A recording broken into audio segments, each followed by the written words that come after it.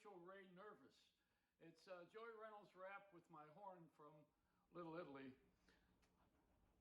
I found it outside of the Chase Bank when somebody dropped it. They probably threw it out, that's what it was. But I'm getting ready for the feast for Little Italy, which is going to be in September. Everybody's invited. All of New York is opening up anyway. 60,000 people are going to be at Central Park. I hope everybody wears a mask. But you know, we come to Little Italy for this feast every year, and they have the meatball eating contest. You had the mayor, de Blasio, was there last time when we all could gather a couple of years ago. This year they're going to put the Johnson & Johnson going to make the meatballs. I think they're going to put something in the sauce, you know, so that we don't have to get injected.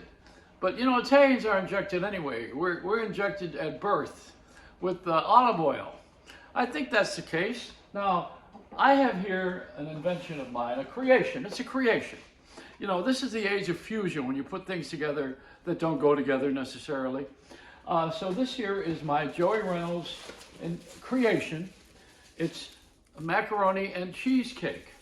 Now, I've refrigerated it because the beauty of this thing, let me take the wrapping off here. The Reynolds wrap is not on here. This is the other wrap. I should have Reynolds wrap as a sponsor. So this is the Joey Reynolds mac and cheesecake, all right?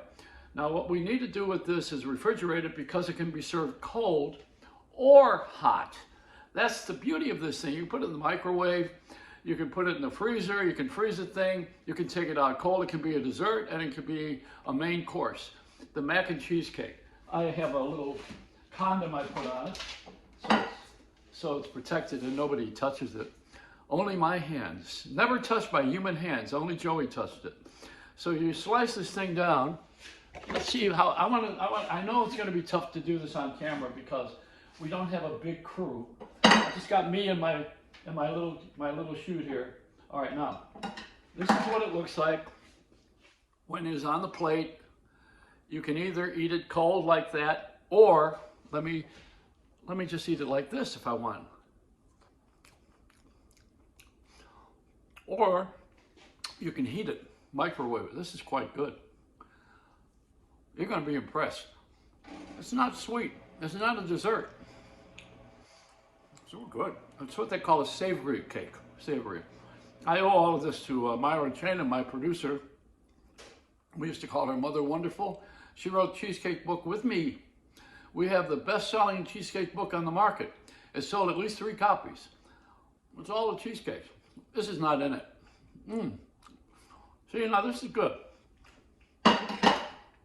I'll tell you something. I'm going to put this, introduce it on the marketplace at the Feast of San Gennaro in honor of my friend Cha Cha, who passed away a couple of years ago. I got that shirt on. I'm still the hero of Little Italy. I'm the guy that counts the money that they put in the dress of the Saint Gennaro as she goes by, and people want blessings. They put money in there. I'll tell you what. Hey, listen, there's a lot of competition. You know, Little Italy's fighting Chinatown. I got a fusion cake. I'm fighting cheesecake. Is fighting the mac and macaroni. But I'll tell you something else about it. All of this is dairy products, and they're in Oliva, which is on Mulberry and Grand Street, right on that corner. And I want to tell you someone else is having a fight. Dawn is fighting Listerine. Now, I think Frankie Valli ought to sing the song for Listerine. Dawn, go away, you're no good for me. That would be antagonistic, but that's what works. Irritate them. If you irritate people, they love you for it. They want to be aggravated. And this is all I can have. Listen, I can't watch the garbage can called television anymore. And even with selective viewing for my own YouTube or the Facebook and TikTok for mindless, although they've got recipes now, they're starting to get into another area. See, once somebody makes their mark as an irritant, then they straighten out.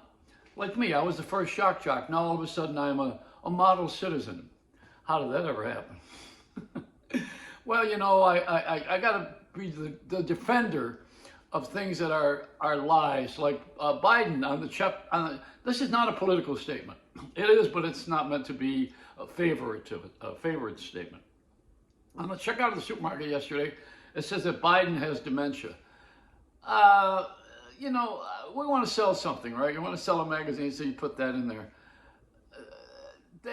I think the voters had dementia, not Biden.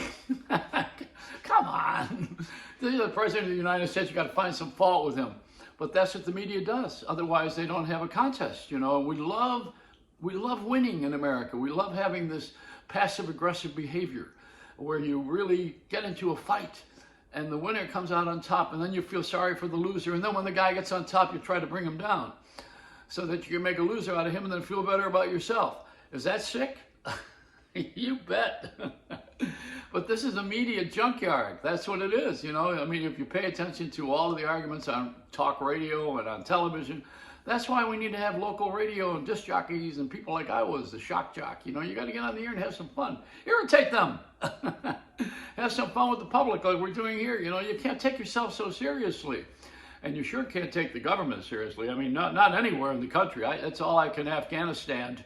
I don't want to hear any more about it. That's all there is to it.